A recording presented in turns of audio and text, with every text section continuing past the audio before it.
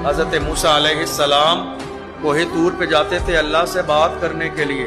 हजरत मूसा अलैहिस्सलाम की वालिदा का इंतकाल हुआ तो अल्लाह ने वही नाजिल फरमाई, फरमाया मूसा अब कोहे तूर पे संभल के आना।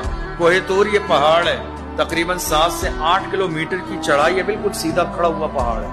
मिस्र में है कोहे तूर, और वो पहाड़ इतना ऊंचा है, लोग इशा की नमाज के बाद दिन में तो चढ़ ही नहीं सकते, इतनी गर्मी शिद्दत की होती है। रात को चढ़ते हैं, इशा के बाद तो आप यकीन जानिए फजर की अजान होने लगती है। वहां पहुंचते पहुंचते क्या हुआ, अल्लाह ने फरमाया मूसा संभल के आना। क्या मौला पहली बार तो नहीं आ रहा हूँ, पहले भी कितनी बार आ चुका हूँ, तूने आज तक नहीं कहा संभल के आना। फरमाया मूसा अब दुआ करने वाली माँ जिंदा नहीं है। आज से पहले जब तू घर से निकलता था तेरे कदम बाहर निकलते थे, माँ दामन फैला के दुआ करती थी, मगर मूसा आज तेरे पीछे दुआ करने वाली माँ जिंदा नहीं।